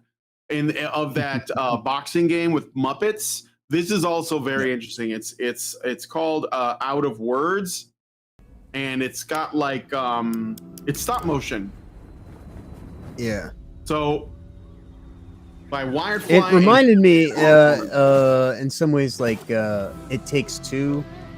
Yeah. Yeah. Yeah, it's definitely like a co-op game for 2 players, and it looks. You know what it made me think of? There was this amazing film studio named Leica that made movies like Coraline, Paranorman, Kubo and the Two Strings, Box Trolls, and all their movies are really good, but it's so much work and it takes them so long and it costs them so much money to make them because they're all done in stop motion and it's all done by hand, that they never make enough money on their movies. Their movies don't do well enough to justify the work. And unfortunately, I don't think they're completely gone, but that's why their projects are so like few and far between, because they don't make a lot of money on the project. They often get overshadowed by like Pixar or Disney or DreamWorks, so people don't know about them, and they do amazing work. But it got me thinking, like, what if Leica tried making a video game, and they applied, because their ability with like motion, like stop motion, is so good, you know. And yeah, Kubo and Paranorman, those are my favorites from those guys. They're really good. So anyway, that's what this reminded definitely, me of. Yeah, I will say the stop motion in this with the appropriate aesthetic is certainly far better than that South of Profitability that came out a few months ago. I don't like, to me, South of Midnight doesn't. I know that people are claiming that it's stop motion, but it doesn't look stop motion. This does. No, this it just looks like a it game with like bad frame rate. Yeah, right. Yeah, exactly. Okay, so let's listen to more of this, or watch more of this.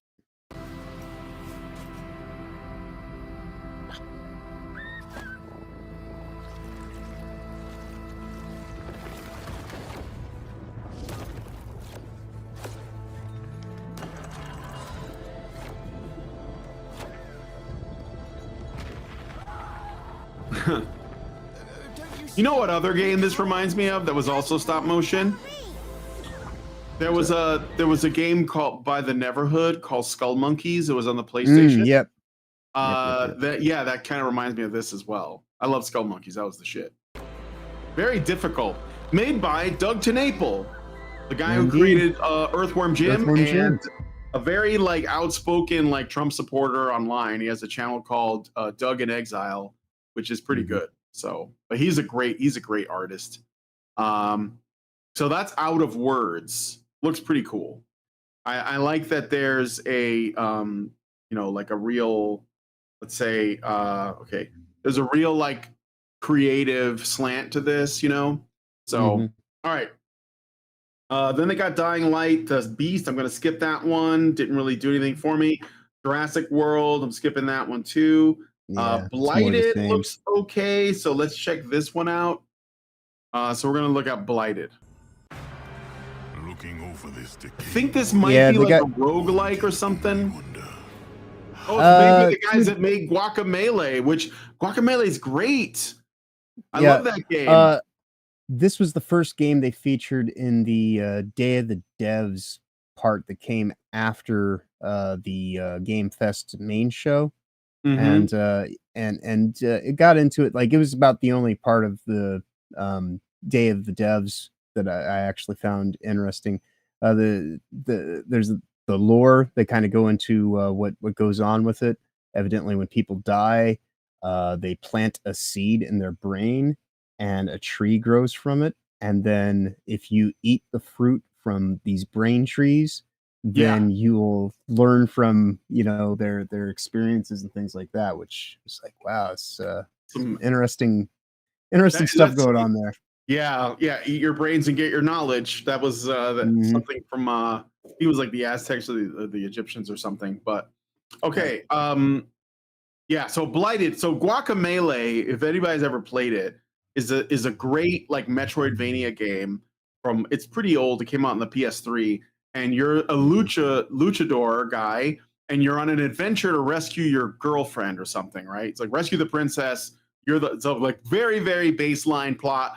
I don't give a shit. Guacamelee's a shit, and it has 2-player co-op where you can team up with a female luchador, and you learn new moves, and you use them to traverse the platforms. And then they made a second one that involved like, you know, switching between dimensions, and it added a whole new dimension, no pun intended, to the gameplay. So Guacamelee is great, and this is the same developers as that. So let's look at this. Did it all come to this? Yeah, Drinkbox is what they're called. I always get these guys mixed up with Clay, the guys who created Shank, but it's not them. It's a different team. The fruit saw the lives they lived and passed their knowledge to future generations. Until Sorcisto, in his lust for power, consumed the brains of the living, spreading this blight.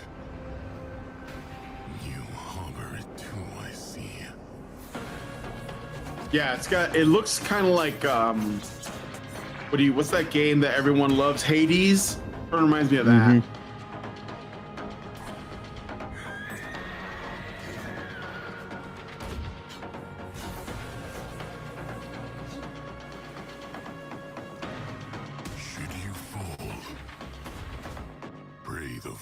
must consume you before the blight does. So yeah, that's Blighted, coming soon, and it's on Steam again. So, okay, so Blighted looks pretty good. Oh, this next one looks really good too. It's called Ill, and look, I know that there's like maybe too many games that involve zombies, but this one looks really interesting. This one, yeah, is quite something. Very visceral. Yeah. Really out there too. Like, yeah. That's like some Cronenberg shit right there. Yeah, yeah.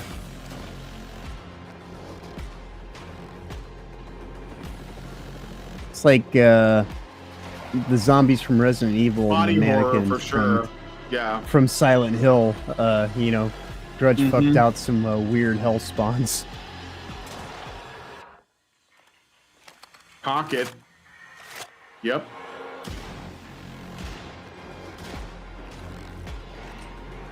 I do like that it's got proximity damage effects, like you can actually blow off limbs and all that kind of wonderful stuff. Yeah. Giants too.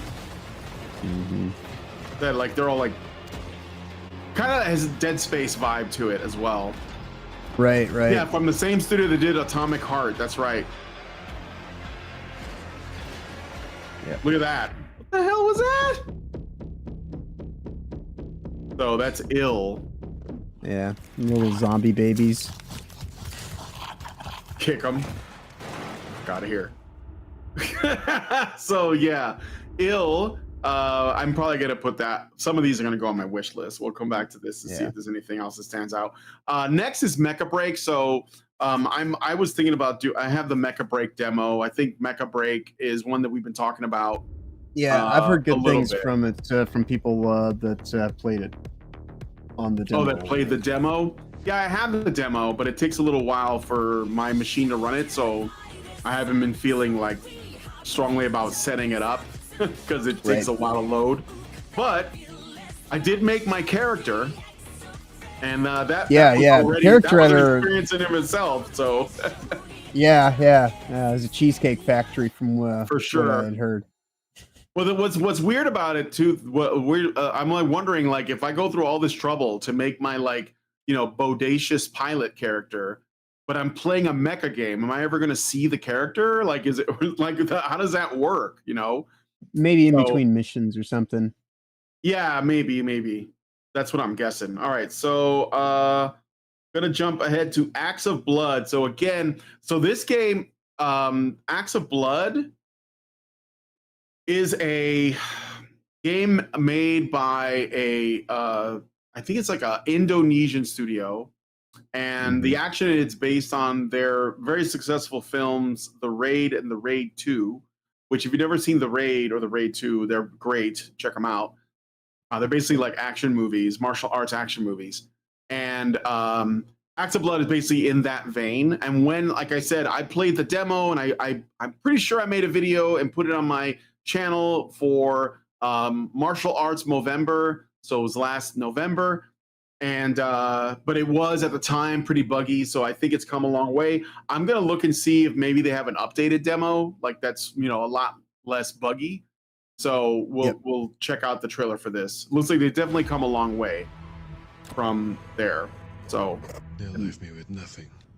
No justice. No peace. Just names on the wall. The hunt isn't over. Yeah, this game's all. I can already tell this came a long way from when I played the demo. Kind of reminds me of Seethe. Yeah, but it has it's got parkour in it, so they're trying to do something different. And the X-rays are new. The highlighting is new. Oh yeah. Yep. Yeah, there's weapons. That was in the demo. There's gun combat. It didn't work very well when I played the demo, but oh yeah, I remember that guy.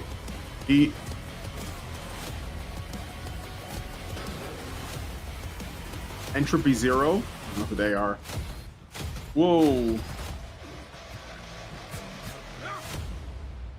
Here you go. Axe of Blood. Looks good. Come a long way. I can already tell. So, what do you think? Yeah, it's got a very upbeat kind of flow state to it, I'm assuming. It's like kind of reminds me in some ways like the first time I played Batman Arkham. Oh, And yeah. just kind of got into that groove of just kicking ass as Batman. That's kind of like I was thinking Sleeping Dogs, but they're basically pretty similar. Sleeping Dogs is similar, like in terms of the mechanics and stuff. So yeah, Axe of Blood, and then we got like let me see. Well, there's one more in here, and then there's something that didn't make it in here, which is Atomic Heart 2, which they put a trailer out. So Zarasin says, I knew it was in your wheelhouse when I saw it yesterday. Yeah, absolutely. Ross Brown says, Armored Core and mecha fighting games are really the only ones worth playing. Yeah, I love Armored Core. Armored Core is like my fucking jam. Again, why aren't there more games like this? There are a couple of smaller studios that have made some mecha games, and like I got into Front Mission, the more like turn-based strategy, but I like the Front Mission games too. But anyway, let me see. The next is Hitman: World of Assassins. I don't know. We'll look at it. I don't know. So this is a World of Assassination. I'm sorry. James Bond and known only as Le Chiffre, a financial mastermind with suspected ties to the criminal underworld. Yeah. He has Yeah, this is interesting. Poker game at the Casino Monarchique. It is part Hitman, part James Bond. James Bond, but like Casino Royale specifically. Okay. Yeah. Casino Royale is a really good James Bond movie, though. Like it's one of my favorites. It's up there with GoldenEye. Sometimes I like it more. Sometimes I like GoldenEye more. Those are like two of my favorite. Pierce Brosnan was a great Bond, underrated in my opinion.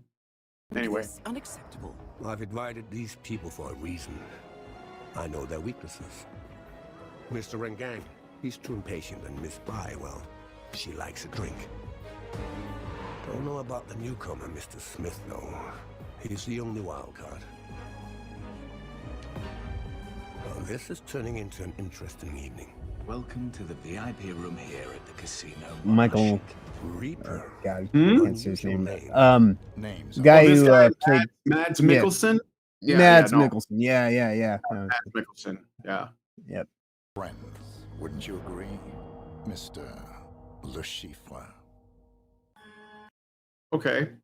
No, not doing Wu-Tang Rise of the Deceiver. Doesn't look good to me. It does not. Okay. Wu-Tang forever. I like the Wu-Tang Clan music, but when they try to like go outside it, remember that Wu-Tang fighting game that came out? Does anybody remember that?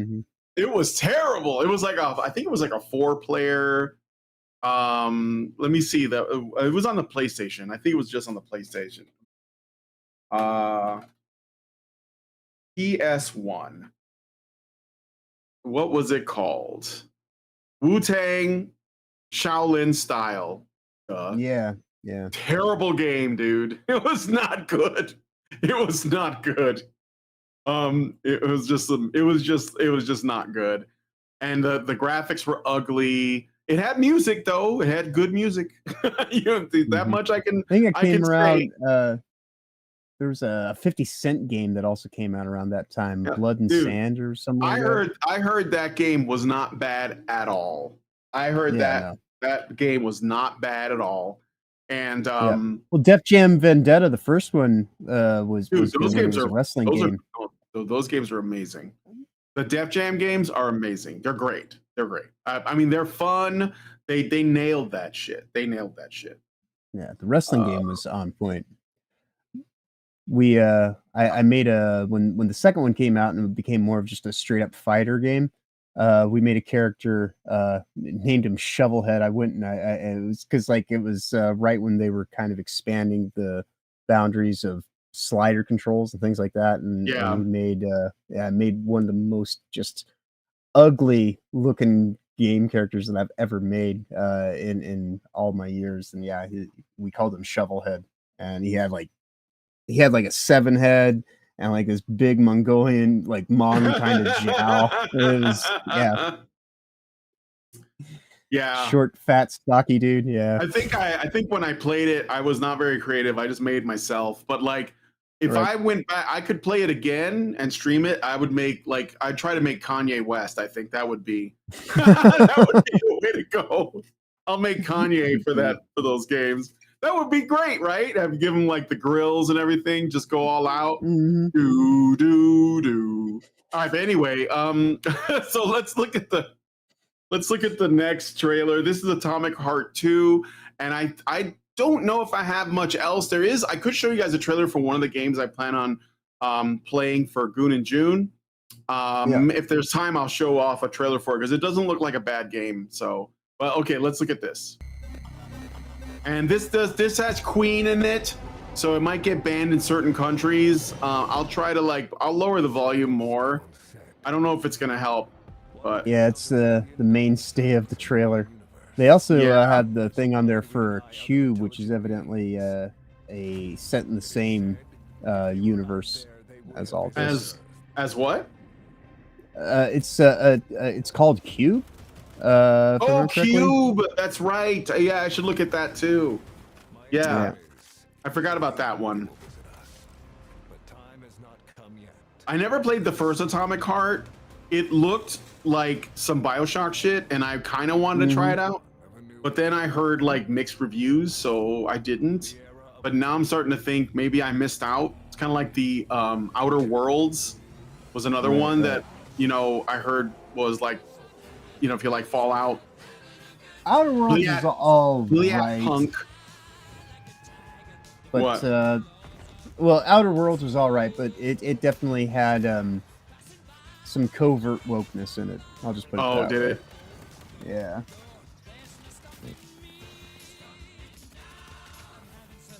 Yeah. You can get Atomic Heart right now for $20, the first one. Oh, the first one? On Steam. Yeah.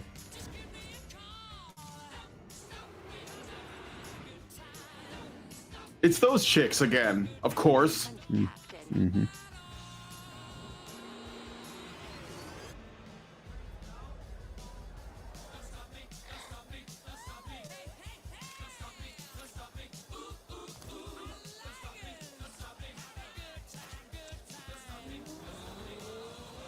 I don't know, like, if I'm assuming we're looking at gameplay, but I can't tell. Like, some of it looks like a mix. Right. Of, gameplay and most definitely, yeah. Yeah, kind of. It's actually, you know what? The first one was given like, BioShock in a way because of the style. This one's starting to look a little bit like, what's the game I was thinking of that it reminded me of? Far Cry, actually, a little bit. Yeah. They had the balls to put strippers in a modern game. Yeah, isn't that interesting? So that was Atomic Heart 2. Let's look at Cube. I'm gonna put that one in real quick, and we'll make that the last. There was a trailer for Cube, right? Yeah, it happened right after this one. The Cube, yeah. Yep. But the Cube isn't it kind of you know what I think this is? Isn't the Cube kind of like a big crossover thing? Because there was that show on Amazon, Secret Level. I think that it was real quick. Does anybody remember or have you ever seen the Heavy Metal movie? It was an animated movie. You ever seen the Heavy Metal movie? Yeah. I got it on my Plex server. Of course. You know how I knew that you did. You know how the Heavy Metal movie is essentially just an anthology with lots of short stories. There's like one story that sort of like ties them all together. It's that orb. The what? The Lochnar. The Lochnar. It's the name of the orb. Yeah. Yeah, so it's an orb that move. I think that like the Secret Level has the same. They were trying to do something similar, where it had like this symbol that was recurring through all of the short stories for Secret Level, and I think the Cube is that. I think that's what the Cube is. So anyway, let's take a look. I don't know. We'll see. Yeah. Now, Heavy Metal, I encountered when I was very young because I had older brothers. I think I watched it when I was 4. like this looks like the Half-Life guy. Yeah. Isn't it? I've never played Half-Life, but is that the Half-Life guy, or am I just crazy? Looks very similar to. When it showed up, I was in the lab. I didn't even see it.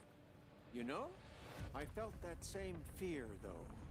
A terrible sense of my own powerlessness. Yeah, I don't know. I'm a little. Dr. Kleiner. I don't know. I never played Half-Life. It's one of the games I'm planning to get to. What if it was always there and we've only just started to see it? Yeah, actually, I've got Black Mesa now, which is basically a reworked version of Black Mesa, the original Half-Life. Yeah, yeah, it's like a fan edit. Yeah, see, there's Atomic Heart again. Yep. I mean, I don't know. I don't really know what this is. Yeah, this is within the universe of Atomic Heart specifically. It seems like it's going to be like possibly some kind of multiplayer combat thing. Yeah. Yeah. Yeah, I don't know. Yeah, it looks I don't know. interesting enough. Okay. Let me see what you guys are saying. Heavy Metal 2000 had a good soundtrack. I didn't see 2000. The soundtrack was great for Heavy Metal 2000, but it got away from an anthology, and then it was just like one big long story. Act 2 or whatever.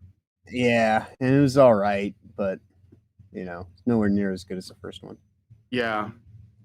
I guess it's in the same universe. So they have like 2 games coming out in the same setting, like pretty close together. That's kind of weird.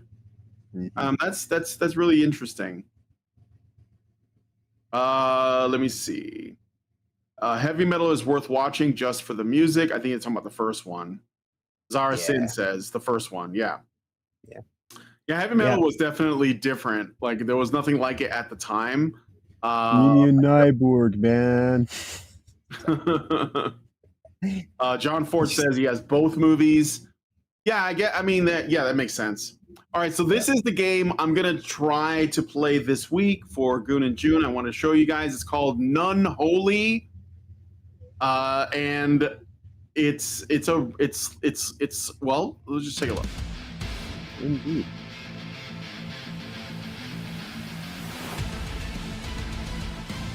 It's a very small indie game. It's a roguelike with warrior nuns, sexy warrior nuns. Mm-hmm. I can dig it. That are like half vampires and fight vampires and stuff. Nice. And they have different abilities, and there's 3 characters, right?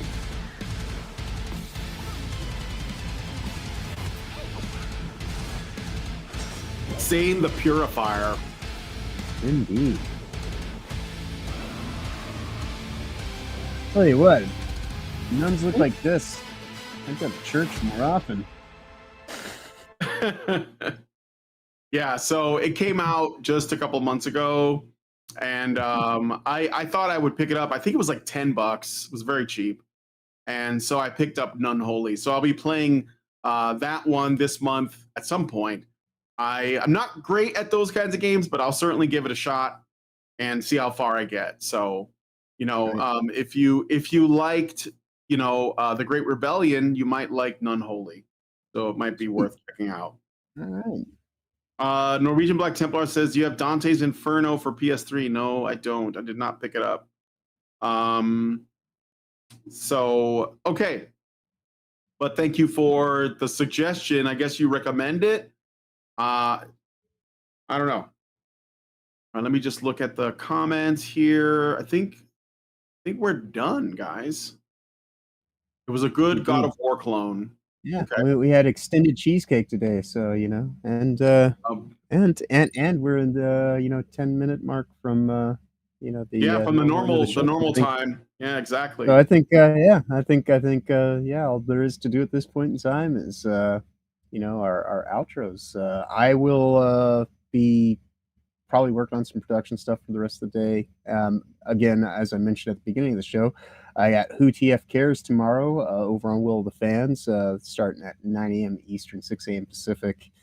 And we're going to just try to put this whole shooty gay twat mess to bed and just be over and done with it. And of course, I'm there on Tuesdays and Thursdays as well. And we're still looking for a new third, since I've kind of taken Ryan's chair since the deplatforming. And then other than that, tomorrow I will also be on Toasty's channel, start at 6 p.m. Eastern, 3 p.m.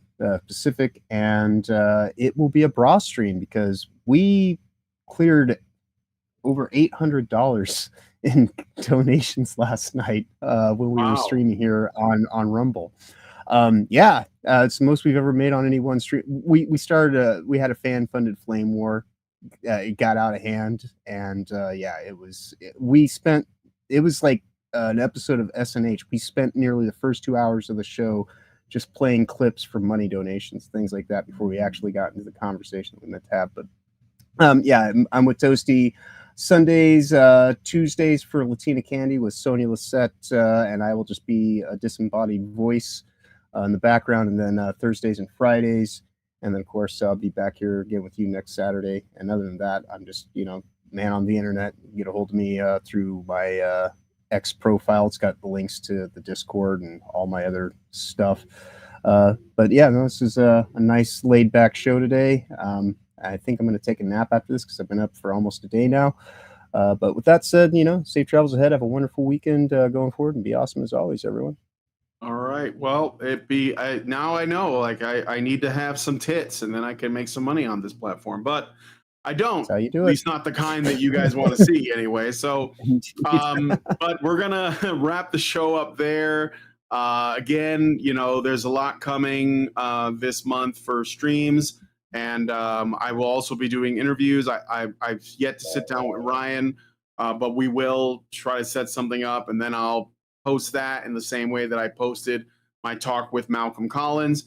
And I have other people in the works too. I'm trying to get in touch with Luke Weber. Well, I've been in touch with Luke Weber, the animator, but he's a little shy about going and talking about stuff online. But I do think that it would be good for him to do that. So be on the lookout for that kind of stuff. But with that said, guys, thank you guys so much for coming on the show.